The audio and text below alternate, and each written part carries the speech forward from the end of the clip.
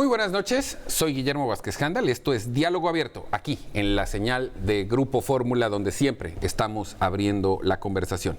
Me da mucho gusto poder compartir esta noche de sábado 21 de diciembre, ya a nada de festejar la Navidad, con todos ustedes que a lo largo del año nos hicieron el favor de acompañarnos.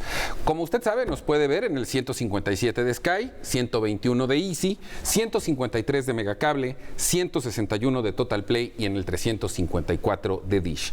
En Estados Unidos, a través de Telefórmula Estados Unidos, en Xfinity Latino y Latino View, y en nuestro sitio web www.radioformula.com.mx, que nos permite llegar más allá de cualquier frontera. Esta noche me da mucho gusto darle la bienvenida a José Luis Oliveros, que es CEO de Global Wing. Así es, gracias. A Gabriel Beltrán. Gracias, Memo. Para platicar en este recuento de todo lo que sucedió en el año, de la perspectiva económica para el año siguiente, que por lo menos en perspectiva no pinta bien, a menos de que opines lo contrario. No pinta bien. Tengo también mis reservas y mis dudas de que podamos alcanzar ese 1.8% de crecimiento. Bueno, ya hay quien dice que va a ser 0.1. Exactamente, cerraremos el año probablemente en cero. Sí, la realidad es que la perspectiva no es muy halagadora en este contexto de los negocios. Ser cauto, ya platicaremos seguramente algunos detalles. Gabriel. Pues Guillermo, habrá que ser bastante previsorios por parte de las empresas en este 2020. Principalmente vamos a ver fuerte un tema de recortes por parte de las organizaciones, y el tema del día de hoy, exactamente entrar en un tema de estrategia comercial en un 2020 incierto, creo que es bastante interesante, sobre todo para la audiencia, porque al fin y al cabo lo primero que hacen las organizaciones son dos cosas: una, reducir costos, y por lo mismo lo primero que hacen es disminuir la parte comercial, ¿no?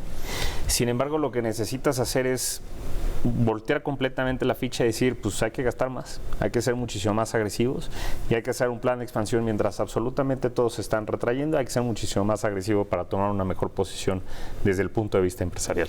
Pero eso no depende del sector al que te dediques, del ramo de tu negocio. O sea, entiendo la parte de la estrategia cuando el gobierno va, digamos, a minimizar su gasto con el impacto que eso genera en la derrama económica. Si tú lo planteas como estrategia, yo me podría imaginar que hay sectores en los que esto tiene lógica, pero habrá algunos en el que no. ¿Cuál es la...? Bueno, por ponerte un ejemplo, ¿no? Claramente sabemos que el sector inmobiliario está siendo uno de los más golpeados. Sin embargo, yo también comparto con Gabriel un poco la posición de quizá, no sé, la palabra suena fuerte, pero ser agresivo. A veces en estos momentos de crisis, cuando se tienden a retar mucho este tipo de negocios, sugiero en muchas ocasiones invertir a la mayoría de mis clientes.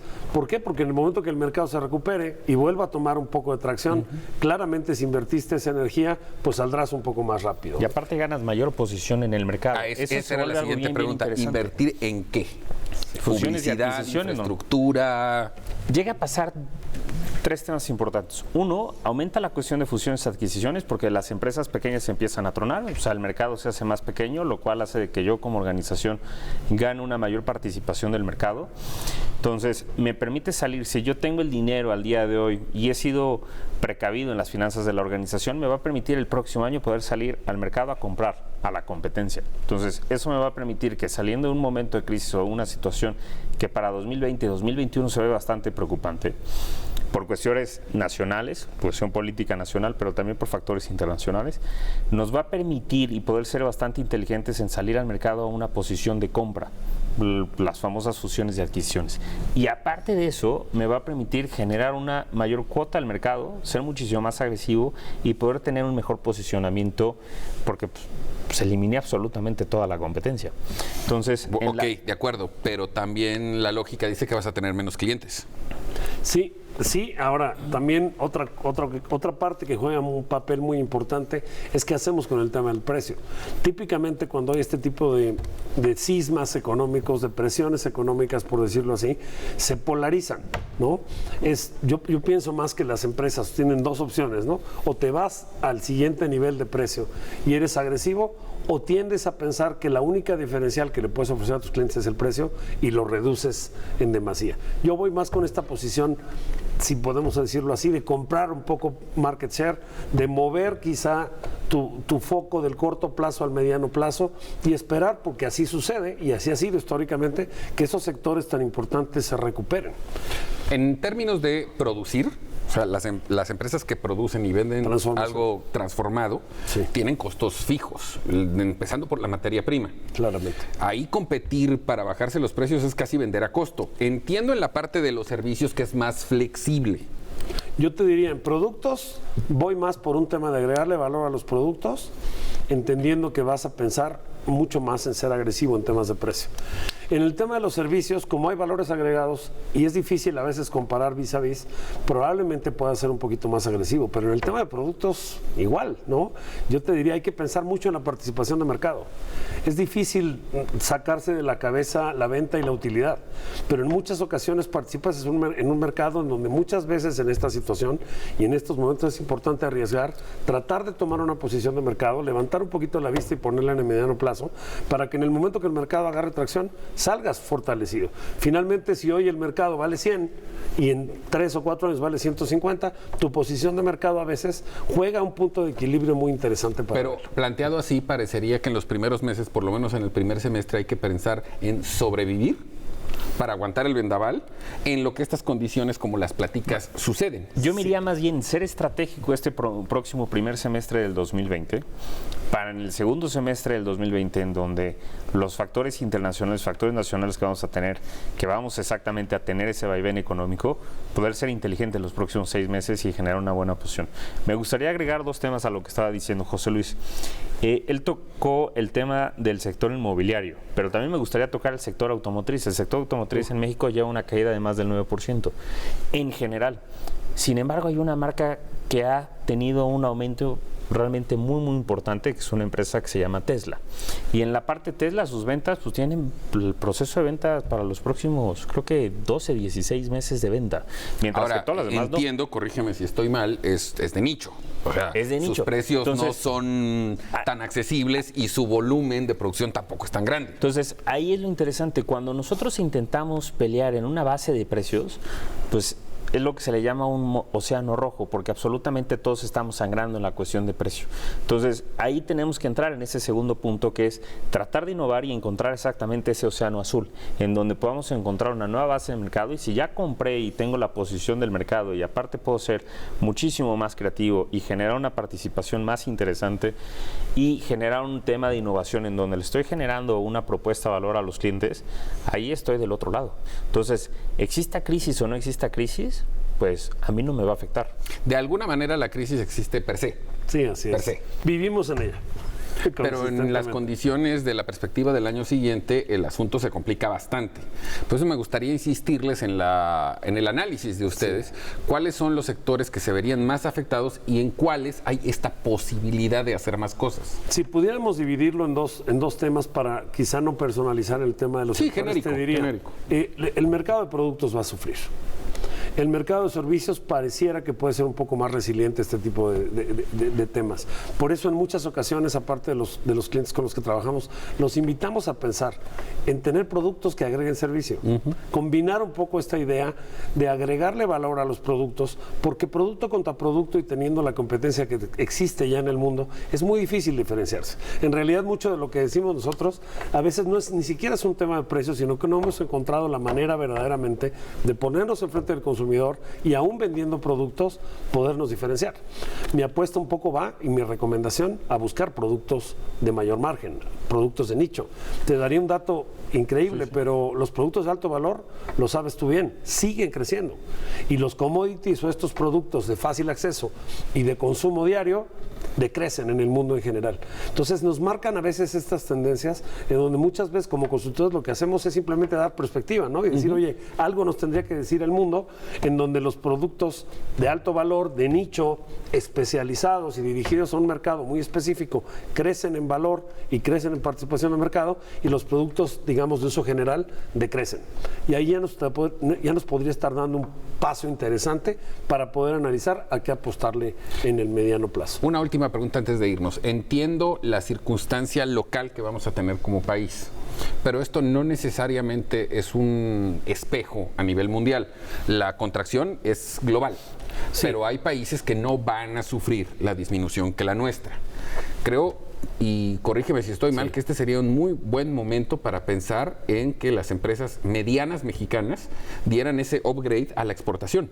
Totalmente, no, hay que pensar. Y si lo vemos así, en muchas de las recomendaciones es pensar en Centroamérica, ¿no? Pensar en América Latina, y claramente si estamos en un mercado deprimido, no tienes muchas opciones. Pero aquí incluso en México te diría, a las empresas que tienen productos o servicios en los cuales no tienen una participación de mercado preeminente, pues no te queda de otra más que dejar de ver un poquito al mercado, con mucho respeto, y voltearte a ver donde no eres preeminente y vas a tener que competir por tratar de tener participaciones de mercado. No, no es por hacer menos a las empresas centroamericanas y latinas, pero quiero pensar que las mexicanas pueden ser muy competitivas. Absolutamente competitivas. Y la realidad es que se ha transformado mucho el mercado de exportación de México, ¿no? Te diría, en temas de componentes tecnológicos y de componentes electrónicos, empezamos a ser de verdad ya un player muy interesante.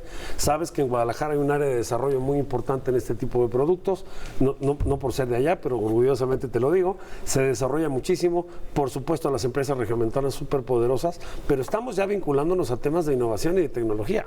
Y te diré un dato antes de cerrar. Somos un país que crea a muchos emprendedores, pero después nos cuesta trabajo diferenciarlos. Sí, claro, me queda claro. El asunto es que las condiciones, y ese era el objetivo de esta plática, las condiciones no van a ser muy favorables para la economía del país. Es momento de tomar en consideración todos estos factores, repensar la estrategia, y creo que aquí has dado algunos tips muy valiosos. Yo me quedo con el de voltear a ver a Centroamérica y a Latinoamérica, donde creo que podemos ser muy, muy competitivos. ¿Y dónde invertir? Que lo preguntaste hace rato. También. Bueno, en el transcurso del año te volveremos a invitar y platicaremos ya sobre la marcha con datos y estadísticas, porque, insisto, la perspectiva no es precisamente la mejor. Halagadora, de acuerdo contigo. Gracias, a Luis. Un placer. Gracias, Gabriel. Voy a un corte, no tardo nada, volvemos de inmediato. Seguimos aquí en Diálogo Abierto en Grupo Fórmula.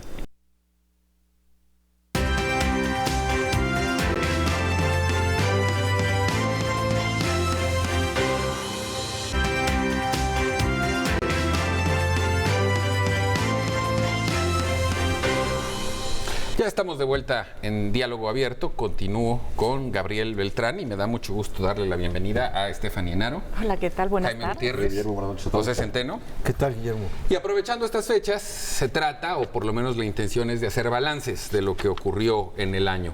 Y quiero aprovechar deliberadamente la presencia del principal experto en la materia en política social, que es Jaime Gutiérrez, Te agradezco. para que nos platique cómo vio todo lo que aconteció este año en materia de política social. Me refiero a la inversión, a los programas y un poco a la polémica que se generó en la forma de entregar directamente los apoyos. Fíjate, Guillermo, como todos los programas, realmente fue un año muy movido, muy dinámico, porque lo que el presidente López Obrador vino es realmente hacer un cambio radical de lo que se venía haciendo, desde cambiar el nombre de la Secretaría y cambiar lo que era Sedesol y crear la Secretaría del Bienestar, hacer toda una revolución de los programas sociales.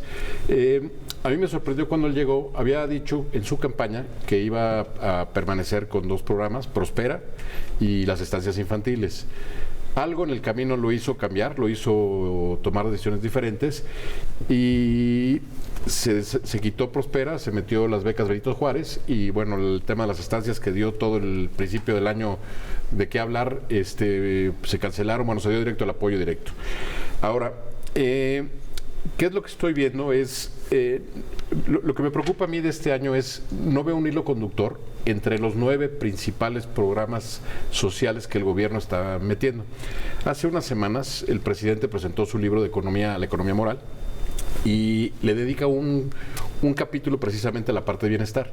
Me llama mucho la atención porque en el libro, en la parte de bienestar, él dice que hay dos cosas muy importantes para desarrollar el tema social, lo hemos platicado aquí en los programas durante todo el año, que es la parte del crecimiento económico y la parte del empleo. Y la parte del crecimiento económico y del empleo, pues hemos visto que han estado. Entonces, me sorprende porque vamos a empezar el 2020, viene un año económico complicado, como se perspectiva de crecimiento. Entonces, los dos motores o las dos palancas, cuando no las tienes sólidas, pues bueno, ¿cómo vas a dar el recurso si no tienes crecimiento, no hay crecimiento de bienestar? Entonces, bueno, me llama la atención. Ahora, los últimos datos que presentó Coneval, pues evidentemente nos marcan en una condición muy vulnerable en el tema de pobreza. Hay 9.3 millones de personas viviendo con 36 pesos diarios, que realmente convertido a dólares nos da como $57 al mes. Entonces realmente, pues entiendo en la parte del presidente su preocupación del qué, ¿no? El qué es, vamos a combatir la pobreza y vamos a hacer que la desigualdad disminuya. Esa parte. Donde yo me confronto con él, me confronto con las ideas, es con la parte del cómo, ¿no? ¿Por qué? Porque con estos 9 programas que se instituyeron, ¿no? Y ahorita si quieren vamos platicando de ellos, no le veo un hilo conductor, cosa que por ejemplo en el gobierno anterior ese juego lo hacía Prospera. Prospera de alguna manera era un órgano coordinador de las diferentes dependencias. Hoy no veo a un año de distancia quién esté haciendo eso. Entonces veo esfuerzos desagregados, cada quien por su lado haciendo esfuerzos, pero no veo un esfuerzo de alguien que sea como en el fútbol el número 10 que esté mandando los balones o el quarterback mandando los pases. Entonces cada quien trae su propia, o una orquesta cuando está, lo veo así como la orquesta, ¿no? Cada quien trae su melodía, pero no hay todavía alguien que esté dirigiendo, ¿no? Esa parte la veo muy coja, ¿no? Se generó también una polémica hace unos días cuando el presidente habló sobre la parte de los indígenas. Bueno, es la parte más castigada. Yo creo que esa parte no nos queda la menor duda de que México tiene una población más o menos de 10-12 millones de personas indígenas, aunque es curioso, cuando el INEGI les pregunta, 21.5% de la población se identifica como indígena. Entonces, cuando el INEGI pregunta, 21.5%, aunque realmente, no, cuando se hace ya la decantación, sí, son 12 millones de personas las que están en. Ahora, tradicionalmente, pues bueno, hay la población adulta, muy vulnerable, las mujeres, aquí Stephanie nos podrá ahorita platicar sobre el tema, la vulnerabilidad de las mujeres. Y ella particularmente no es muy vulnerable. Y la parte de los niños, ¿no? Niños y niñas, que son, ¿no? Y evidentemente, pues los estados que más han estado, pues, en el tema de la pobreza, Oaxaca, Chiapas, Veracruz, México, Puebla, Yucatán, Guerrero y Hidalgo. Y me llama mucho la atención que CEPAL acaba de dar a conocer un dato donde habla que en la región hay 184 millones de pobres, de los cuales 62 están en pobreza extrema, y para mi sorpresa México está en el 4º lugar, detrás de Honduras, Guatemala, Nicaragua y México. Obviamente no miden el Caribe, solamente es la parte de Latinoamérica. Entonces realmente pues ahí te está marcando pues que hay que hacer un gran esfuerzo en toda esta parte que es la parte social y la parte de los programas. Ahora, entrando a los programas, ¿no? ¿Qué ha pasado? Traemos el programa de Jóvenes Construyendo el Futuro.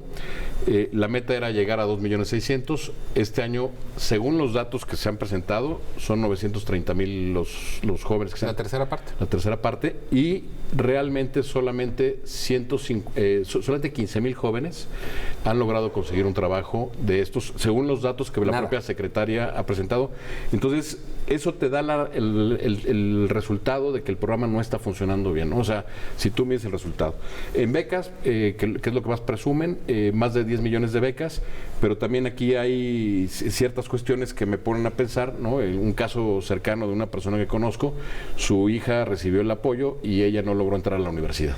Entonces, viene aquí la principal crítica que se ha hecho. Reglas, ¿no? De operación. Que es las reglas de operación y la transparencia, ¿no? Este año son más o menos 400 mil millones de pesos, los que se entregarán en el 2020 hacia los programas sociales. A ver, por alusiones personales, Stephanie Enaro y la vulnerabilidad. Yo creo que el tema de desarrollo económico está ligado a la concepción de inclusión e igualdad. Creo que se deben de llevar a cabo reformas laborales integrales que permitan que a las mujeres que son madres que trabajen desde casa para que puedan seguir generando ingresos, porque la vida es más cómoda teniendo 2 sueldos que uno. Y todo eso va con flexibilidad, igualdad y reconocimiento. Y eso no lo veo mencionado y plasmado. Y es lo que ha llevado a países muy desarrollados como Suecia, Finlandia, Dinamarca, a tener grandes niveles, sobre todo de desarrollo humano.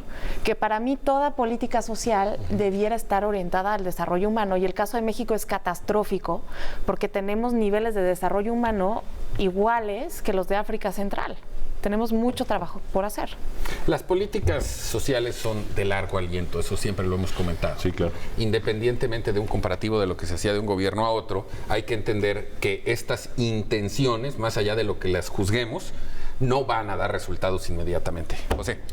Yo veo que el diseño de las políticas sociales, ¿no?, parte de un criterio que me parece políticamente muy eficaz, ¿no?, pero socialmente inútil, ¿no? ¿Por qué razón?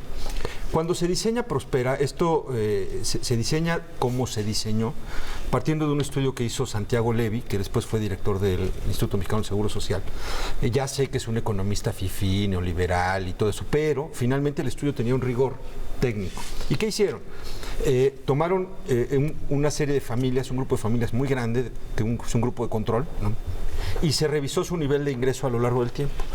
Y se dieron cuenta que a pesar de que en muchas de estas familias pobres había incrementado significativamente el nivel de ingreso, no había mejorado su bienestar. Es decir, no mejoraron los niveles ni de nutrición, ni de salud, ni las condiciones en general de calidad de vida de los integrantes de estas familias. Entonces se concluyó que el incrementar el ingreso de las familias no corresponde necesariamente a un incremento del bienestar. No resuelve. No resuelve. Y por eso es ¿Y que... entonces cuál es por eso se diseñó como se diseñó este programa, que antes se llamaba, ¿cómo, Jaime? Empezó como Progresa, Oportunidades y Prospera. Exacto. ¿Por qué? Porque se ata a programas de salud, nutrición y educación. Más integral. Es más integral. Entonces, es decir, se le daba el dinero a las madres naturalmente son mucho más responsables y lo ocupaban para el bienestar de los hijos. Pero además, ¿no?, estaba atado a que las madres fueran a programas de capacitación. Podría tener muchos errores, ¿no? Seguramente los tuvo. Pero no hay programa perfecto. Claro, no hay programa perfecto. ¿Y ahora qué es lo único que se hace? Pues se resuelve esa fatiga de darles todo el resto, ¿no?, y solamente se les da dinero, ¿no? Y los resultados yo creo que van a ser una enorme inversión económica, ¿no?, pero una enorme desinversión social. Bueno, seguramente tú, desde el punto de vista empresarial, aunque no se puede comparar una política social con una económica, también tendrás algo que decir al respecto, Gabriel. Mira, me podría centrar y voy a tocar los dos temas por parte de Stephanie y de mi estimado José. Stephanie tocaba el tema respecto a los dos empleos en la parte de las mujeres. Y hay que ser bastante honestos. México es el país menos productivo de la OCDE. O sea, somos el que más hora nalga, por así decirlo, tiene en el mundo. Y el que menos lana produce por esa hora, ¿no? Exactamente. Entonces, realmente el problema en México, nos podríamos centrar en cuestiones políticas y agarrar y centrarnos en cómo ha sido este año de Andrés Manuel López Obrador, pero realmente sería un año más bien en este cierre de replantearnos nosotros como mexicanos, ¿qué estamos haciendo? O sea, le podemos echar la culpa al presidente, ha hecho cosas buenas, cosas malas, su programa prospera, no hay un hilo conductor exactamente como bien exactamente lo está comentando Jaime. Y pues nos tendríamos que ir algo a lo básico, a los libritos. Y ahora sí sería pirámide de Maslow, ¿no? O sea, realmente, ¿cuál es el punto número uno? Pues, las necesidades fisiológicas. O sea, ni siquiera ninguno de los programas que tenemos está tratando de cubrir la base de la pirámide de la pirámide de Maslow, temas de seguridad, temas sociales, cuestión de reconocimiento y posteriormente llegar a un tema de autorrealización. Que lo mismo buscan las organizaciones y este gobierno no lo está buscando. Bueno, finalmente, insisto, y habrá mucho tiempo el año que entra para ir viendo puntualmente el resultado estadístico. Yo partiría de la base que los programas sociales, insisto, para que den resultado necesitas mucho tiempo, pero aquí hay una preocupación que todos compartimos, la forma. O sea, la implementación no parece ser la correcta y lo que sí me queda claro, para cerrar el punto, es si no hay crecimiento económico, no puedes disponer de recursos oficiales para los apoyos que la población requiere. Porque se convertirán en derechos, ¿eh? Vamos a un corte, no tardamos nada, volvemos aquí a Diálogo Abierto y en los siguientes bloques vamos a hacer un análisis pormenorizado de lo que pasó este año en materia de política internacional. Volvemos.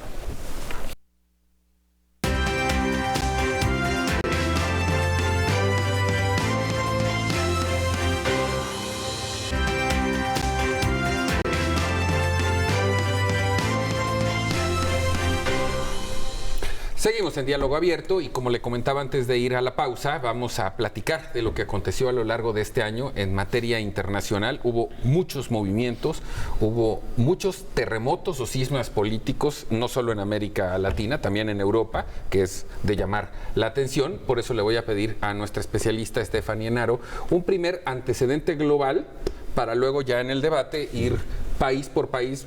Yo señalaría de entre los más interesantes España, Inglaterra, Argentina, Chile, Bolivia y Estados Unidos. En el comparativo de manera automática va México. Estamos en una época donde la economía no ha dado los resultados que se esperaban. Vivimos en una desaceleración global. Y cuando esto pasa en todos los países, sin importar la ideología, hay que tener un enemigo al que culpar.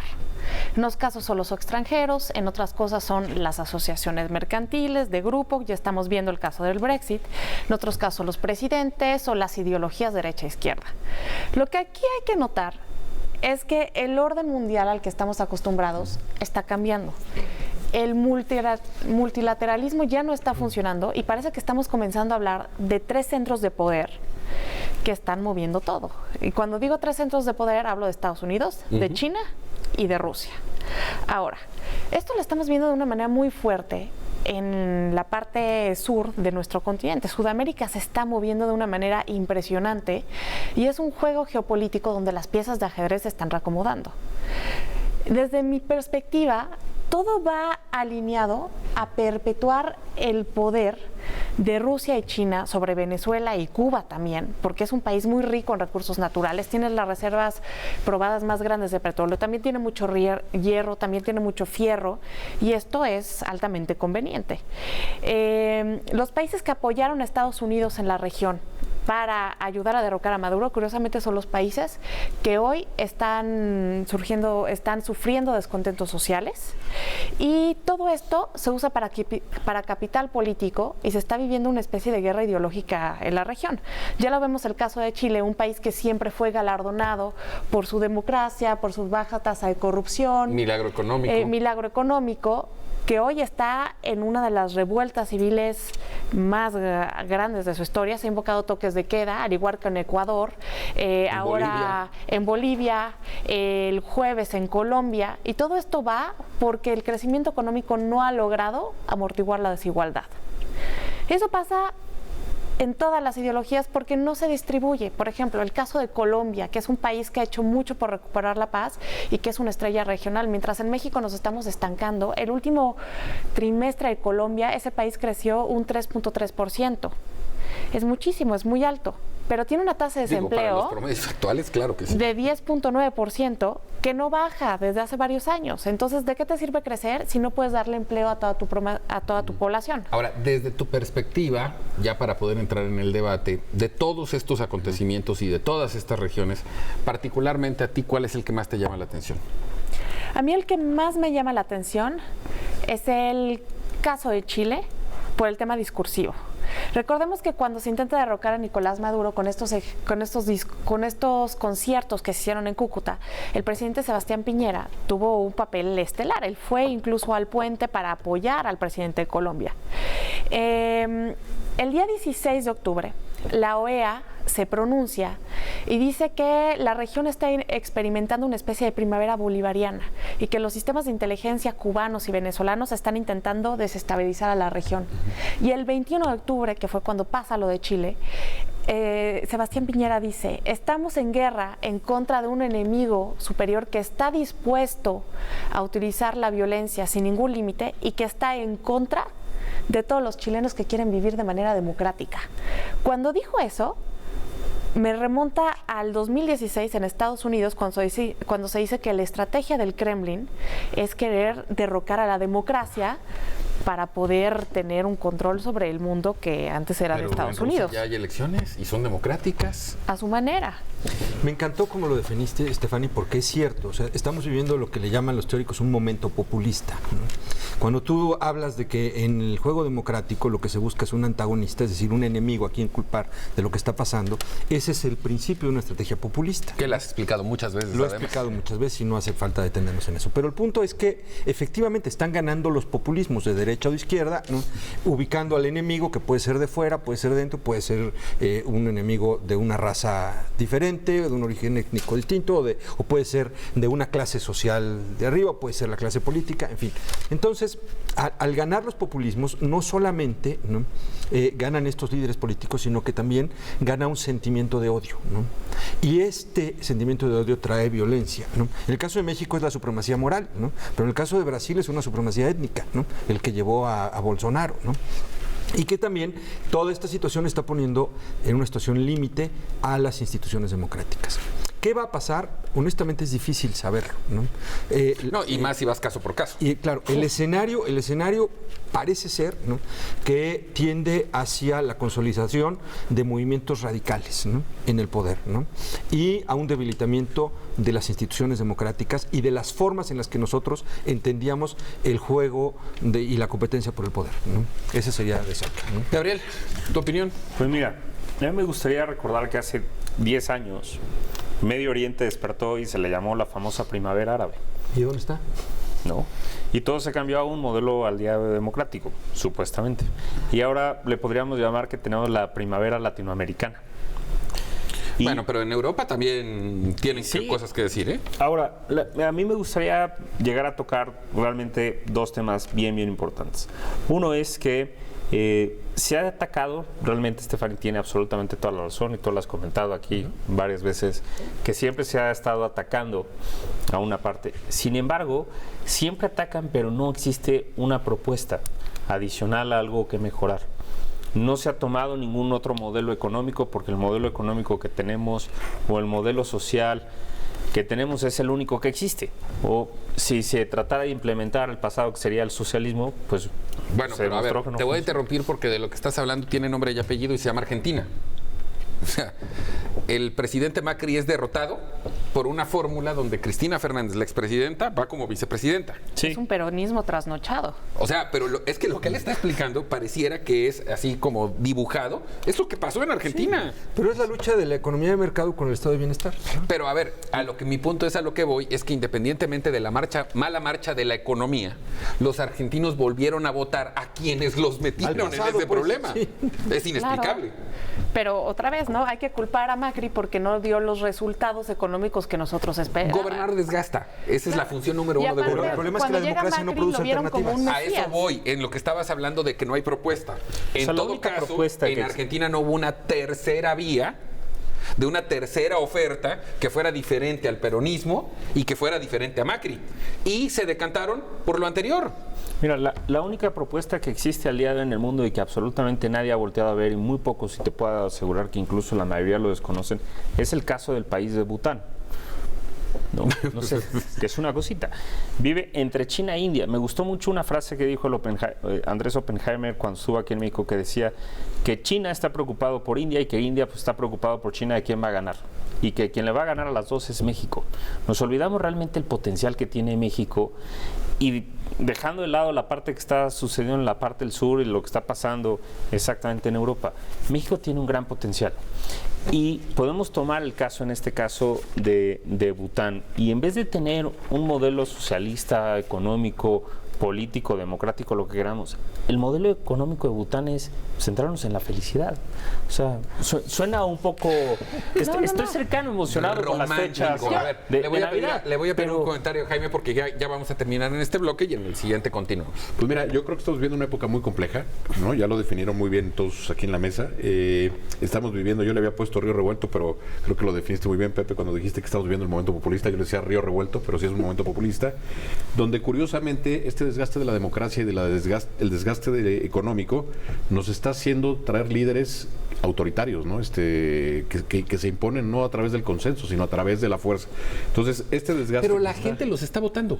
Además, claro, o sea, los está aceptando, más bien, yo creo que en esta búsqueda de buscar resultados de las poblaciones, buscan precisamente pues estos resultados. Y me llama la atención, y voy a poner nada más un caso que lo hemos platicado, la anécdota, porque lo contaste ahorita con Argentina, el caso de la alberca, ¿no?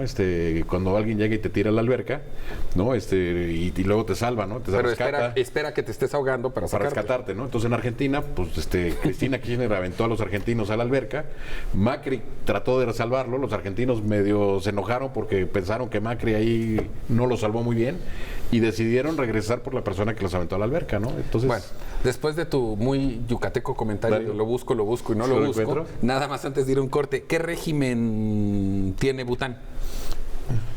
¿Es democrático? ¿Electo? No. Es un rey. Tienes un rey. Bueno, las monarquías tienen su chiste, pero es una monarquía, lo vemos en Europa. Es una monarquía bastante interesante. O sea, toco el caso de Bután. Pero no es una monarquía honorífica, ahí el rey es el que manda. El rey es el que manda, pero como en Jordania. Pero tiene una constitución. O sea, todas las monarquías hay constitución. Pero no es lo que yo como rey diga y se me antoje, sino yo como rey acato esa constitución que se creó por el mismo pueblo. Y hay un tema bien importante. Bután es el único país en el mundo que no existe pobreza. Y es el único país en el mundo que si llegara a existir una crisis financiera, crisis global, pandemia, lo que quieras... ¿Qué población tiene Bután? Es un país bastante pequeño. El 60% de su población, el 60% de su territorio en Bután es un territorio 100% protegido. O sea, no puedes talar árboles. A los niños desde que son pequeños se les enseña a cuidar el medio ambiente, a que puedan producir su propio alimento. Sí, pero entonces, a lo que voy, y ahorita lo comentamos en el siguiente bloque, es que seguramente es un modelo de excepción. Es muy difícil replicar eso. Es el único modelo en el mundo, incluso es el único país en el mundo que no tiene deuda. ¿Cuántos habitantes tienen? Vamos a un corte, no tardamos nada. Volvemos a Diálogo Abierto y seguimos con este análisis internacional.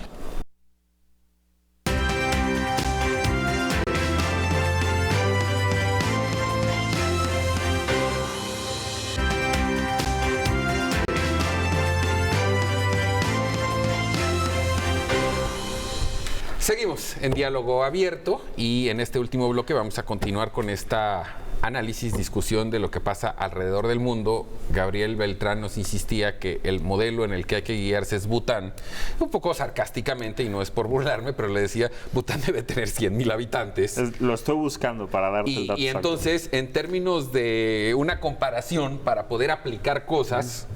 Y qué bueno que sean muy felices en ese país y que tengan una monarquía constitucional. Cuando eso tú lo traspolas a un país de 50, 100 millones de habitantes, algo no se va a poder replicar. Totalmente, pero de todas maneras te sirve como un modelo. Si estamos hablando respecto a lo que los modelos al día de hoy no han funcionado y nadie propone algo diferente porque es atacar al pasado, y lo mismo nos va a pasar en el caso de Andrés Manuel, estamos ya terminando este año, pero en las intermedias en donde lo van a castigar porque no ha podido cumplir, que fue lo que estuvimos exactamente tocando en el bloque anterior, pues lo van a castigar porque exactamente tú lo dijiste, el gobierno va desgastando. En el caso de Bután tienen 700,000 habitantes. Y creo que es muy importante lo que está diciendo, porque en el último estudio del Latinobarómetro se muestra cómo a nivel global el encanto de la democracia va decreciendo. Tan solo en el caso de los mexicanos, creo que menos del 40% estaban a gusto con la democracia. Bueno, y entonces, explícame qué está pasando en España, que tienen elecciones cada 3 meses. O sea... Pues porque las monarquías, las repúblicas estas, los regímenes parlamentarios no le están dando estabilidad política a los países. España tiene un nivel de crecimiento global, bastante aceptable. En Italia está pasando lo mismo. Bueno, pero en Italia se cuestiona aparte. Sí. En España tiene un nivel de crecimiento aceptable. Además lograron resolver una crisis económica y de empleo bastante bien. Y aún así, la incapacidad de las fuerzas políticas hace que cada 3 meses haya elecciones generales. Pero es por la manera en cómo los mismos actores democráticos han defraudado a la democracia. Por ejemplo, el caso de Colombia, que tuvo una manifestación monumental reciente. Esa manifestación es en contra del presidente Duque, fue en contra del presidente Duque, porque el presidente Duque es visto como un títere de Álvaro Uribe, del expresidente Álvaro Uribe. Bueno, eso se dice, se rumora y se comenta. Y fue tan grande su figura que las elecciones pasadas estuvieron en torno a la figura de Álvaro Uribe y al fantasma de Venezuela. De ¿qué preferimos? ¿Que regrese Uribe al poder o que no seamos Venezuela? Vuelva. Eso ¿O que de no? regresar ¿O que no? es Sí, una no regresa palabra nada. que en términos políticos tiene otras acepciones. Pues mira, en el caso de España, después de haber tenido un bipartidismo, Partido Popular, Partido Socialista, pues lo que pasó es que se radicalizó porque se pulverizaron. Sí, y ahora la tercera fuerza es la extrema derecha. Y exactamente, entonces las extremas se separaron y es lo que los mantiene en un tema en una problemática. Y retomando un poco para el tema mundial, retomo lo que había dicho Stephanie, esta triangulación Estados Unidos, China, Rusia, Estados Unidos, China, Rusia, pues lo que está poniendo al mundo, pues precisamente, o está acomodando las piezas de alguna manera en base a esos tres jugadores, ¿no? En todos los lugares lo estamos viendo, ¿no? Cómo están la injerencia de estos tres países, ¿no? Que también ya se perdió lo que en los 70 pasaba, bipartidismo, los bloques entre Estados Unidos y la Unión Soviética. De todas maneras era Estados Unidos-Rusia. Sí, pero ya entró un jugador nuevo que es China, ¿no? Pero aquí hay una preocupación, ¿no? Y digo, no quiero meter un mosco en el oído, ni mucho menos, pero para tenerlo presente. Lo que está pasando en Europa con el crecimiento de la ultraderecha, en Alemania, por ejemplo, tenía 40 años en que no ganaban un escaño, ¿no? Y ahora tuvieron 15, ¿no? 15 parlamentarios, ¿no? 13% de los votos, ¿no? En Alemania. Está creciendo los movimientos ultraderecha. En Hungría, el presidente se ha reelecto 3 veces, también de ultraderecha, ¿no? Con este discurso populista antiinmigrante, ¿no? En Francia, ahí está Jean-Marie Le Pen, ¿no? Que está próxima a ganar las elecciones, ¿no? También un movimiento La de extrema hija, ¿no? derecha. De Bueno, la hija de Jean-Marie Le Pen, ¿no? En Inglaterra, el primer ministro es el impulsor del Brexit, también con una estrategia populista, también de ultraderecha, ¿no? Entonces, se está configurando una Europa muy polarizada, ¿no? En donde quizá España es el que está saliendo del péndulo, ¿no? Pero salió del péndulo populista de la izquierda y se está moviendo hacia el de la derecha también. Y quizá se pudiera estar configurando un escenario en el que podamos ver una conflagración internacional, ¿no? Esto significaría desde tu perspectiva, por lo menos en la teoría, que estos movimientos políticos, sociales, electorales vayan a impulsar un nuevo orden mundial. Es lo que probablemente quisieran. Porque no estamos hablando de una epidemia ni estamos hablando de un lugar, porque es además, el mundo. Porque además está pasando una cosa, no les va a alcanzar los recursos, ni a los que estaban en la democracia, ni a los que están mandando ahorita, ¿no? ¿Por qué? Pues porque los recursos son limitados. Entonces, la única forma de expandirlo es o matando gente, ¿no? Por millones, ¿no? O encontrar una nueva tecnología, una nueva forma de generar y de agregarle valor, ¿no? En la economía. Y eso estamos lejos de que ocurra. Entonces, ¿no? Hay que tener cuidado con eso. Después del pesimismo de José Centeno, ¿cuál es tu...? Sí. Me gustaría comentar lo siguiente, y voy a hacer un pequeño resumen muy, muy breve. Normalmente al día de hoy todo lo que hemos presentado en esta parte bloque ha sido sobre lo que ha pasado en la parte social, y la parte social ha sido un reflejo de la parte económica. Realmente lo que principalmente nos preocupa absolutamente a todos es que pues, cada día la gente tiene menos en el bolsillo y le alcanza para menos. ¿Y cuál es el origen de eso? La desregulación financiera que existe a final de los 90 en Estados Unidos genera 10 años después la crisis financiera del 2008-2009 con los subprime. Entonces, ¿qué llega a suceder realmente en los bancos centrales? Los bancos centrales disminuyen las tasas a partir de 2008 en adelante. ¿Por qué comento este caso? En 1990 nace el niño, a ese niño le damos puros Tinky Wonders y lo engordamos a todo lo que pueda. La factura del comercial se la cobran al señor Beltrán, ¿eh? Pero estoy diciendo que lo engordó, no estoy diciendo que sea bueno. Y engorda el niño, y este niño empieza a engordar. En 2008 cae en el hospital como diabético, hay que operarlo, resulta que tiene cáncer, le quitamos el cáncer y ahora le empezamos a dar quimioterapia, que fue lo que hicieron los bancos centrales, disminuyendo las tasas pues, a cero, incluso en Europa, a tasas negativas, y siguen teniendo tasas negativas. Y 10 años después, al niño le seguimos dando... Bueno, ya es un joven. Ya el joven, le eliminamos el cáncer y le seguimos dando quimioterapia. ¿Cuál es el problema? Que ya la enfermedad que tiene ya no es cáncer, sino ya es ocasionado por la quimioterapia que le generamos en los últimos 10 años. Que tú le provocaste y no creció bien. Exactamente. Entonces, aquí el problema, y por eso nuevamente replanteo, es ¿qué estamos haciendo el día de hoy en nuestra política? O sea, dice el último libro de Yuval Harari, pues, lo único que conocemos al día de hoy en la parte democrática, pues todo el mundo llega a atacarla y cuestión socialista, todo lo demás, pero pues no conocemos ningún otro modelo con el cual nos podamos una tercera vía. Una tercera vía. Carlos Salinas de Gortari escribió su libro. Por supuesto. Hay que buscarlo. Pero además, él se basó en una teoría que fue fundada en el London School of Economics. Liberalismo. Sí. Que en ese momento además tenía un gran impacto en Europa y que por alguna razón política, quiero suponer, se abandonó. Pero los primeros 2 capítulos son prácticamente Memo, una justificación. Yo de sus quisiera ser decisiones. optimista y decir que en Tú toda, siempre eres en toda optimista, y crisis eso hay se agradece. oportunidades y 2020 es un año complicado, pero que si nos ponemos creativos puede generar muchas cosas positivas. Antes de despedirnos, tu conclusión. Mi conclusión es que la democracia se está erosionando, lo económico tiene mucho que ver, los ciclos económicos siempre determinan los ciclos políticos y creo que la respuesta está en la responsabilidad individual para no caer en el asistencialismo. ¿Qué podemos hacer cada uno de nosotros por mejorar nuestra realidad en lugar de estar estirando la mano esperando que nos resuelvan la vida? Firma John F. Kennedy. Vale. Nos queda un minuto y quiero aprovechar para agradecerles a ustedes, a todos los que colaboran en este programa, delante y detrás de cámaras. Estamos ya a nada de festejar la Navidad y evidentemente desearle de parte de todos nosotros, y me refiero nosotros a los que estamos aquí y a los que están atrás, que tenga unas magníficas fiestas. De todas maneras, nosotros nos vemos aquí el próximo sábado con otro resumen de lo que aconteció en el año, pero no sin antes desearle de todo corazón una muy feliz Navidad. Jaime. Muchas gracias, Guillermo. Felicidades a todos. Stephanie. Feliz Navidad. Feliz Navidad. Pepe. Feliz Navidad, cenen pavo y cenen rico en familia. Un buen deseo, Pepe. Eso, pásensela bien, sean felices. Gabriel. Felicidades a todos y pues nos vemos en Bután. Hay que pensar. Lo dijiste al aire, te vamos a Sí, tráete tomar la unos formatos palabra. de inmigración. Tienen 700,000 habitantes, claro que les falta gente. El Diálogo problema es que abierto, si son necesita un muchos van a empezar los corresponsal. problemas. Así están bien. Así es también. Vamos a mandarlo de corresponsal. Yo creo que sí se va. Con gusto. Sí se va. Bueno, Muchas nos gracias. retiramos esta noche de sábado. Disfrute lo que resta del fin de semana, pero sobre todo pase una muy, muy feliz Navidad. Nosotros nos vemos aquí el próximo sábado, como siempre, en Diálogo Abierto en la señal de Telefórmula.